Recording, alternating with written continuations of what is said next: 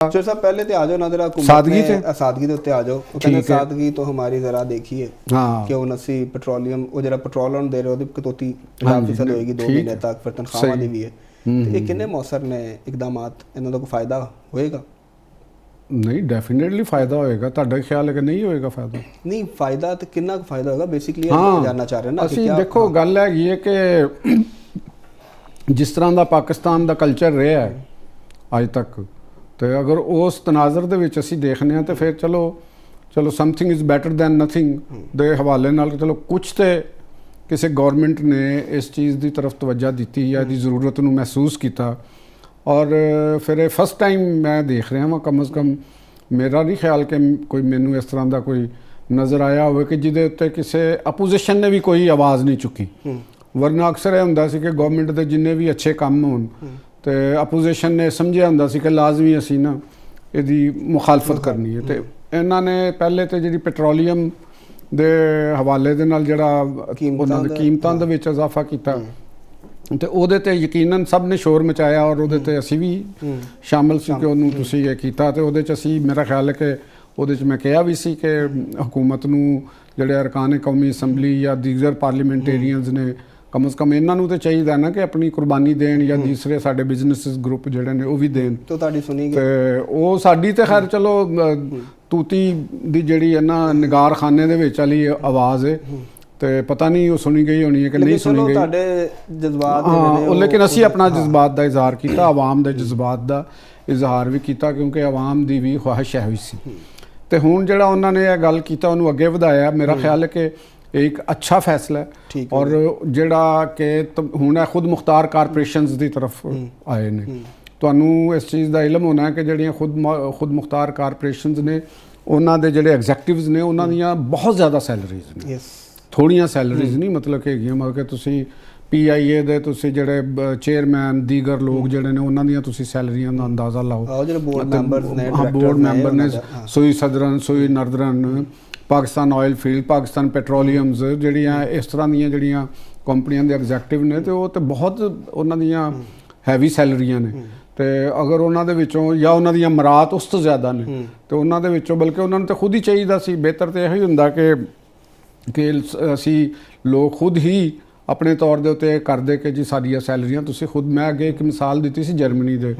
ਜਿਹੜੇ business group ਸਨ ਤੇ ਉਹਨਾਂ ਨੇ ਖੁਦ ਇਹ ਗੱਲ ਕਹੀ ਸੀ ਕਿ ਵੀ ਸਾਡੇ ਕੋਲ ਪ੍ਰੋਫਿਟ ਮਾਰਜਨ ਸਾਡੇ ਕੋਲ ਜ਼ਿਆਦਾ ਹੈ ਤੇ ਤੁਸੀਂ ਟੈਕਸ ਵਧਾਓ ਤਾਂ ਕਿ ਗਵਰਨਮੈਂਟ ਕੋਲ ਪੈਸੇ ਉਹਨੂੰ ਆਵਾਮ ਦੇ ਉੱਤੇ ਲਾ ਸਕੇ ਤਾਂ ਕਿ ਉਹ ਫਾਇਦਾ ਇੰਟਰਨ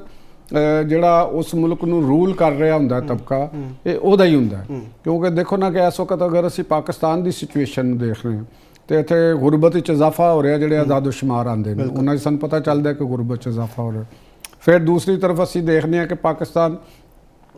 ਆਪਣੇ ਇੰਟਰਨਲ ਡੈਟ ਦਾ ਵੀ ਬਹੁਤ ਹੈਵੀ ਡੈਟ ਹੈ ਪਾਕਿਸਤਾਨ ਦੇ ਉੱਤੇ ਇੰਟਰਨਲ ਡੈਟ ਵੀ ਬਹੁਤ ਜ਼ਿਆਦਾ ਹੈਗਾ ਤੇ ਉਹ ਇੰਟਰਨਲ ਡੈਟ ਕਿਹੜਾ ਜਿਹੜਾ ਮੁਖਤਲਿਫ ਪ੍ਰਾਈਵੇਟ ਬੈਂਕਸ ਕੋਲੋਂ ਲਿਆ ਹੋਏਗਾ ਪ੍ਰਾਈਵੇਟ ਕੰਪਨੀਆਂ ਕੋਲੋਂ ਲਿਆ ਹੋਏਗਾ ਜਾਂ ਗਵਰਨਮੈਂਟ ਨੇ ਮੁਖਤਲਿਫ ਕਿਸਮ ਦੇ ਸਕੂਕ ਬਾਉਂਡਸ ਜਾਰੀ ਕੀਤੇ ਹੋਣਗੇ ਜਿਹੜੇ ਮੈਚਿਓਰਿਟੀ ਦੇ ਉੱਤੇ ਉਹਨਾਂ ਨੂੰ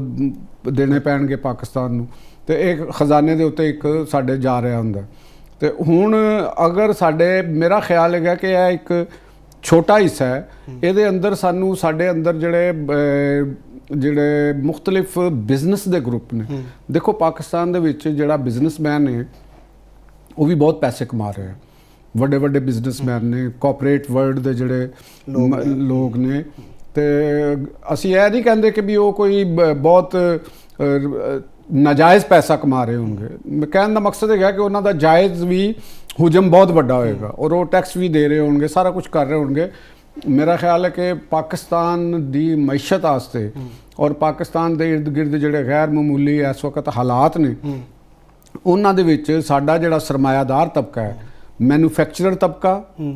ਰਿਟੇਲਰ ਤਬਕਾ ਦੇਖੋ ਨਾ ਬੜੇ ਵੱਡੇ ਸਟੋਰਸ ਦੇ ਮਾਲਕਾਨ ਨੇ ਬਿਲੀਅਨਸ ਦੀ ਮਾਲਕ ਨੇ ਬਲਕਿ ਉਹਨਾਂ ਦੀਆਂ ਰੋਜ਼ ਦੀ ਅਗਰ ਅਸੀਂ ਸੇਲਸ ਕੱਢਨੇ ਆ ਨਾ ਤੇ ਉਹ ਹੀ ਮਤਲਬ ਕਿ ਕਰੋੜਾਂ 'ਚ ਚਲੀ ਜਾਏਗੀ ਐਸੇ ਵੀ ਸਾਡੇ ਰਿਟੇਲਰਸ ਔਰ ਸਟੋਰਸ ਦੇ ਮਾਲਕਾਨ ਮੌਜੂਦ ਨੇ ਤੇ ਅਗਰ ਅਸੀਂ ਸਾਰੇ ਲੋਕ ਪਾਕਿਸਤਾਨ ਦੇ ਕੋਲ ਸਰਮਾਏ ਦੀ ਕਮੀ ਨਹੀਂ ਹੈ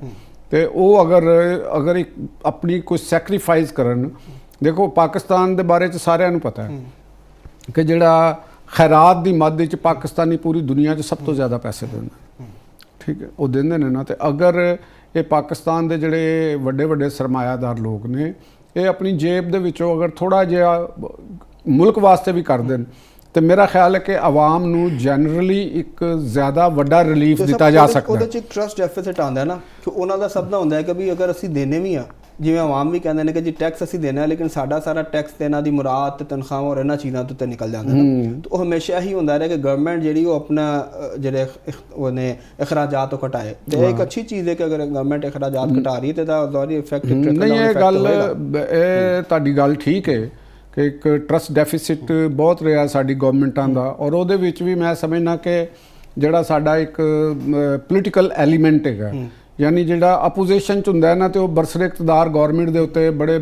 ਇਲਜ਼ਾਮਾਤ ਆਇਦ ਕਰਦਾ ਕਰਪਸ਼ਨ ਦੇ ਔਰ ਇਹਨਾਂ ਚੀਜ਼ਾਂ ਦੇ। ਉਹ ਇਹ ਨਹੀਂ ਉਸ ਵਕਤ ਸੋਚ ਰਿਹਾ ਹੁੰਦਾ ਕਿ ਜਿਹੜਾ ਮੈਂ ਕੰਮ ਕਰ ਰਿਹਾ ਵਾਂ, ਜਦੋਂ ਮੈਂ ਬਰਸਰ ਇਕਤਦਾਰ ਆਉਣਾ, ਮੈਂ ਕੋਈ ਮਨਸੂਬੇ ਲਾਂਚ ਕਰਨੇ ਨੇ ਤੇ ਇਹਦਾ ਨੁਕਸਾਨ ਮੈਨੂੰ ਵੀ ਹੋਏਗਾ। ਮੁਲਕ ਦੀ ਗਵਰਨਮੈਂਟ ਦੀ ਕ੍ਰੈਡੀਬਿਲਿਟੀ ਨੂੰ ਤੁਸੀਂ ਖਰਾਬ ਕਰ ਰਹੇ ਹੋ ਤੇ ਉਹਦਾ ਮਤਲਬ ਹੈਗਾ ਕਿ ਤੁਸੀਂ ਆਪਣੇ ਅਦਾਰਿਆਂ ਦੀ ਕਾਰਕਰਦਗੀ ਨੂੰ ਖਰਾਬ ਕਰ ਰਹੇ ਹੋ। ਤੁਹਾਡੀ ਇਸੇ ਗੱਲ ਤੋਂ ਮੇਰੇ ਜ਼ਿਹਨ ਸਵਾਲ ਆ ਗਿਆ ਕਿ ਕਦੋਂ ਤੱਕ ਇਸ ਤਰ੍ਹਾਂ ਹੋਏਗਾ ਕਿ ਇਲਜ਼ਾਮ ਤਰਾਸ਼ੀ ਦੀ ਸਿਆਸਤ ਇਹਦੇ ਬਜਾਏ ਅਗਰ ਪਰਫਾਰਮੈਂਸ ਦੇ ਉੱਤੇ, ਕਾਰਕਰਦਗੀ ਦੀ ਬੁਨਿਆਦ ਦੇ ਉੱਤੇ ਵੋਟ ਮਿਲਣ ਔਰ ਉਹਦੇ ਤੇ ਆਪਸ ਇੱਕ ਦੂਜੇ ਨੂੰ ਕੰਪੀਟ ਕਰਨ ਤੋਂ ਜ਼ਿਆਦਾ ਬਿਹਤਰ ਨਹੀਂ? ਨਹੀਂ, ਉਹ ਬਿਲਕੁਲ ਬਿਹਤਰ ਹੈ। ਦੇਖੋ ਗੱਲ ਹੈਗੀ ਕਿ ਇਸ ਵਕਤ ਜਿਹੜੀ ਤੁਸੀਂ ਖੁਦ ਵੀ ਇਹ ਗੱਲ ਕੀਤੀ ਕਿ ਪਾਕਿਸਤਾਨ ਦੀ ਗਵਰਨਮੈਂਟ ਨੇ ਇੱਕ ਬਿਹਤਰ ਕੰਮ ਕੀਤਾ ਹੈ, ਚਾਹੇ ਕੋਈ ਵੀ ਗਵਰਨਮੈਂਟ ਹੈ। ਅਸੀਂ ਇਸ ਵਕਤ ਇਹ ਨਹੀਂ ਕਹਿ ਰਹੇ ਕਿ ਵੀ ਉਹਨਾਂ ਨੇ ਕੋਈ ਬਹੁਤ ਆਈਡੀਅਲ ਕੰਮ ਕੀਤਾ, ਜ਼ਰੂਰੀ ਨਹੀਂ ਗਾ ਕਿ ਉਹ ਆਈਡੀਅਲ ਕੀਤਾ, ਲੇਕਿਨ ਚਲੋ ਕੁਛ ਕੀਤਾ ਔਰ ਉਹਦੇ ਨਾਲ ਡੈਫੀਨੇਟਲੀ ਇਹ ਹੋਇਆ। ਹੁਣ ਤੇ ਪਾਕਿਸਤਾਨ ਦਾ ਜਿਹੜਾ ਪੜ੍ਹਿਆ ਲਿਖਾ ਤਬਕਾ ਵੀ ਤੇ ਅਲੱਗ ਰਹਿ ਗਿਆ, ਜਿਹੜਾ ਅਨਪੜ੍ਹ ਤਬਕਾ ਹੈ, ਜਿਹੜਾ ਪੜ੍ਹਦਾ ਨਹੀਂ ਹੈਗਾ ਲੇਕਿਨ ਉਹ ਕਾਰੋਬਾਰ ਕਰ ਰਿਹਾ ਹੈ, ਸ਼ਹਿਰਾਂ ਦੇ ਵਿੱਚ ਆ ਰਿਹਾ ਹੈ, ਅਵੇਅਰ ਹੈਗਾ। ਕਿਉਂਕਿ ਦੇਖੋ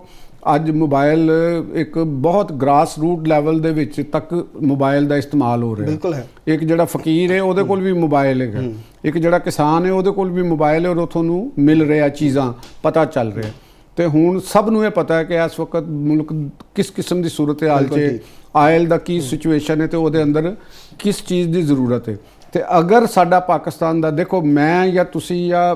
ਅਵਾਮ ਨਾਸ, ਅਸੀਂ ਤੇ ਟੈਕਸ ਦੇ ਰਹੇ ਹਾਂ, ਇਨਕਮ ਟੈਕਸ ਵੀ ਅਸੀਂ ਦੇ ਰਹੇ ਹਾਂ ਔਰ GST ਵੀ ਦੇ ਰਹੇ ਹਾਂ। ਮੁਲਕ ਜਿਹੜੀ ਚੀਜ਼ ਜਾਣਦੇ ਹਾਂ, ਸਾਨੂੰ ਜਿਹੜੀ ਐਂਡ ਕੰਜ਼ਿਊਮਰ ਨੂੰ ਜੋ ਚੀਜ਼ ਅਸੀਂ ਖਰੀਦਨੇ ਆ, ਤੁਸੀਂ ਬਤੌਰ ਐਂਡ ਕੰਜ਼ਿਊਮਰ ਤੁਸੀਂ ਰਿਟੇਲਰ ਕੋਲੋਂ ਜਾ ਕੇ ਲੈਂਦੇ ਹੋ, ਉਹਦੇ ਅੰਦਰ ਤੁਸੀਂ ਐਕਸਾਈਜ਼ ਡਿਊਟੀ ਵੀ ਪੇ ਕਰ ਰਹੇ ਹੋ,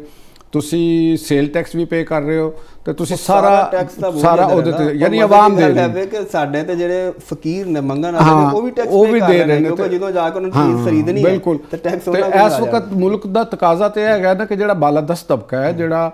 ਇੱਕ ਮੁਲਕ ਦੇ ਅੰਦਰ ਜਿਹੜਾ ਇਸ ਮੁਲਕ ਤੋਂ ਫਵਾਇਦ ਲੈ ਰਿਹਾ ਹੈ, ਇਸ ਰਿਆਸਤ ਦੇ ਕੋਲੋਂ ਫਵਾਇਦ ਲੈ ਰਿਹਾ ਹੈ, ਉਹਨਾਂ ਦਾ ਕੰਮ ਹੈ ਕਿ ਉਹ ਇਸ ਵਕਤ ਆਪਣੀ ਸੈਕਰੀਫਾਈਸ ਵੀ ਜ਼ਿਆਦਾ ਕਰਨ। ਕੋਈ ਗੱਲ ਨਹੀਂ, ਥੋੜੇ ਜਿਹੇ ਅਗਰ ਮੁਲਕ ਨੂੰ ਉਹ ਦੇ ਦਿੰਦੇ ਨੇ, ਕੁਝ ਚੀਜ਼ਾਂ ਜ਼ਿਆਦਾ ਪੈਸੇ ਦੇ ਦਿੰਦੇ ਨੇ, ਤੇ ਉਹ ਆਉਣ ਵਾਲੇ ਟਾਈਮਾਂ ਦੇ ਵਿੱਚ ਹਾਲਾਤ ਹੋ ਜਾਣਗੇ ਤੇ ਆਪਣੇ ਪ੍ਰੋਫਿਟ ਮਜ਼ੀਦ ਕਮਾ ਲੈਣਗੇ। ਤੇ ਗਵਰਨਮੈਂਟ ਨੇ, ਮੇਰਾ ਖਿਆਲ ਹੈ ਕਿ ਇਸ ਮੌਕੇ ਦੇ ਉੱਤੇ ਇੱਕ ਕੌੜਾ ਘੁੱਟ ਕਰਨਾ ਚਾਹੀਦਾ। ਮੈਂ ਇੱਕ ਮਸ਼ਵਰਾ ਦੇਣਾ ਚਾਹੂੰਗਾ, ਮੇਰੇ ਜਿਹੜੇ ਜ਼ਿਹਨ ਦੇ ਵਿੱਚ ਆ ਰਿਹਾ ਕਿ ਪਾਕਿਸਤਾਨ ਦੇ ਵਿੱਚ ਕੁਝ ਐਸੇ ਅਦਾਰੇ ਆਪਰੇਟ ਕਰ ਰਹੇ ਨੇ ਜਿਹੜੇ ਟੈਕਸ ਤੋਂ, ਜਿਨ੍ਹਾਂ ਨੂੰ ਜਿਹੜੇ ਐਗਜ਼ੈਂਪਟ ਨੇ, ਉਹਨਾਂ ਦੇ ਉੱਤੇ ਕਿਸੇ ਕਿਸਮ ਦਾ ਕੋਈ ਟੈਕਸ ਆਇਦ ਨਹੀਂ ਹੁੰਦਾ। ਠੀਕ ਹੈ, ਉਹਨਾਂ ਦੇ ਵਿੱਚ ਮੁਖਤਲਿਫ ਐਜੂਕੇਸ਼ਨ ਫਾਊਂਡੇਸ਼ਨਸ ਨੇ, ਮੁਖਤਲਿਫ NGOs ਨੇ, ਮੁਖਤਲਿਫ ਕਿਸਮ ਦੇ ਜਿਹੜੇ ਰਿਫਾਈ ਅਦਾਰੇ ਨੇ, ਮੁਖਤਲਿਫ ਕਿਸਮ ਦੇ ਵਕਫ ਅਦਾਰੇ ਨੇ ਜਿਹੜੇ ਟੈਕਸ ਫ੍ਰੀ ਹੋ ਚੁੱਕੇ ਨੇ ਔਰ ਉਹ ਬਿਜ਼ਨਸ ਕਰ ਰਹੇ ਨੇ। ਯਾਨੀ ਤੁਸੀਂ ਇਹ ਦੇਖੋ ਕਿ ਬਾਜ਼ ਮੈਡੀਕਲ ਦੇ ਅੰਦਰ ਹੈਲਥ ਦੇ ਨਾਲ ਰਿਲੇਟਡ ਜਿਹੜੇ ਰਿਫਾਈ ਅਦਾਰੇ ਨੇ, ਉਹਨਾਂ ਨੇ ਕਮਰਸ਼ਲਾਈਜ਼ ਆਪਣੀਆਂ ਲੈਬਸ ਬਣਾਈਆਂ ਨੇ ਜਿੱਥੇ ਮੈਡੀਕਲ ਟੈਸਟ ਕਰ ਰਹੇ ਨੇ ਔਰ ਉੱਥੋਂ ਪੈਸੇ ਲੈ ਰਹੇ ਨੇ ਔਰ ਮਹਿੰਗੇ ਤਰੀਨ ਰੇਟ ਨੇ ਉਹਨਾਂ ਦੇ। ਠੀਕ ਹੈ, ਔਰ ਉਹਨਾਂ ਦੇ ਜਿਹੜੇ ਐਗਜ਼ੈਕਟਿਵ ਨੇ ਉਹ ਬੜੀ ਲੈਵਿਸ਼ ਕਿਸਮ ਦੀਆਂ ਗੱਡੀਆਂ ਦੇ ਵਿੱਚ ਸਫ਼ਰ ਕਰ ਰਹੇ ਨੇ, ਬੜੇ ਆਲਾ ਦਫ਼ਤਰ ਨੇ। ਹੁਣ ਉਹਨਾਂ ਨੂੰ ਤੁਸੀਂ ਇਨਕਮ ਟੈਕਸ ਤੋਂ ਵੀ ਮੁਬਰਰਾ ਕਰਾਰ ਦਿੱਤਾ ਹੈ, ਤੁਸੀਂ ਉਹਨਾਂ ਨੂੰ ਹੋਰ ਕਿਸਮ ਦੇ ਵੈਲਥ ਟੈਕਸ, ਦੀਗਰ ਟੈਕਸਾਂ ਤੋਂ ਵੀ ਉਹਨਾਂ ਨੂੰ ਅਲੱਗ ਕੀਤਾ ਹੈ। ਫਿਰ ਜਿਹੜੀ ਉਹ ਇੰਪੋਰਟ ਕਰਦੇ ਨੇ ਆਪਣੇ ਉਹਦੇ ਅਦਾਰੇ ਦੇ ਨਾਮ ਦੇ ਉੱਤੇ, ਕੋਈ ਵੀ ਚੀਜ਼, ਉਹ ਮੈਡੀਸਨ ਇੰਪੋਰਟ ਕਰਦੇ ਨੇ, ਉਹ ਬੈਡਸ ਕਰਦੇ ਨੇ, ਉਹ ਗੱਡੀਆਂ ਕਰਦੇ ਨੇ, ਉਹ ਜੋ ਉਹਨਾਂ ਦੇ ਉੱਤੇ ਕੋਈ ਟੈਕਸ ਨਹੀਂ ਹੁੰਦਾ। ਠੀਕ ਹੈ ਨਾ, ਉਹਦੇ ਤੇ ਟੈਕਸ ਨਹੀਂ ਹੋਗਾ। ਤੇ ਇਹ ਵੀ ਇੱਕ ਮੈਂ ਸਮਝਦਾ ਵਾਂ ਕਿ ਇੱਕ ਪਾਕਿਸਤਾਨ ਦੇ ਆਵਾਮ ਦੇ ਨਾਲ ਇੱਕ ਬਹੁਤ ਵੱਡੀ ਜ਼ਿਆਦਤੀ ਹੋ ਰਹੀ ਹੈ ਔਰ ਹਕੂਮਤ ਨੂੰ, ਔਰ ਇਹ ਲਗਭਗ ਇੱਕ ਅੰਦਾਜ਼ੇ ਦੇ ਮੁਤਾਬਕ ਜਿਹੜਾ ਰਫ ਹੈ, ਆਈ ਡੋਂਟ ਨੋ ਕਿ ਐਗਜ਼ੈਕਟ ਕੀ ਹੋਣਗਾ, ਲੇਕਿਨ ਇਹ ਕੁਝ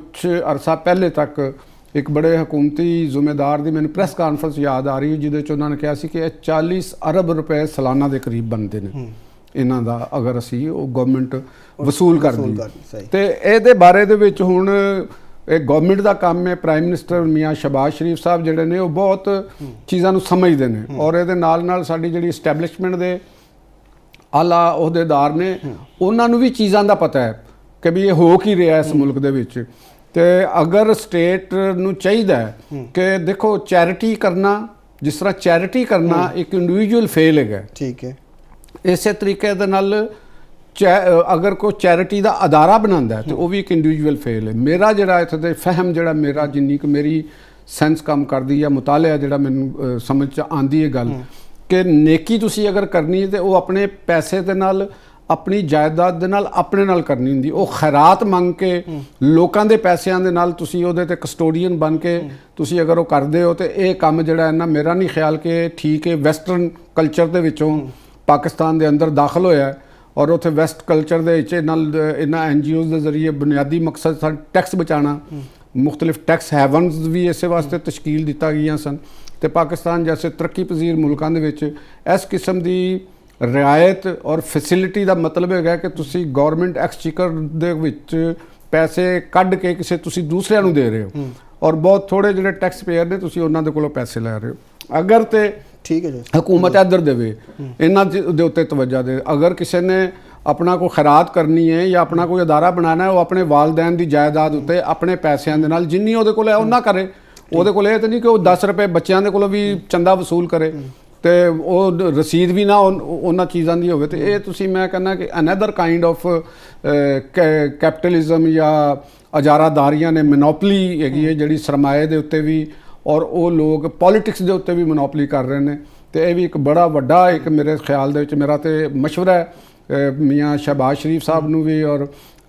ਜਿਹੜੇ ਫੀਲਡ ਮਾਰਸ਼ਲ ਆਸਮ ਮੁਨੀਰ ਸਾਹਿਬ ਵੀ ਨੇ ਕਿ ਅਗਰ ਅਸੀਂ ਇਸ ਮੁਲਕ ਨੂੰ ਇੱਕ ਇੰਟੈਗਰਿਟੀ ਦੇ ਨਾਲ ਰੱਖਣਾ ਹੈ ਔਰ ਮੁਲਕ ਦੇ ਵਸਾਇਲ ਨੂੰ ਜ਼ਿਆਦਾ ਬਿਹਤਰ ਤਰੀਕੇ ਦੇ ਨਾਲ ਕਰਨਾ ਹੈ ਤੇ ਇਸ ਕਿਸਮ ਦੀਆਂ ਜਿਹੜੀਆਂ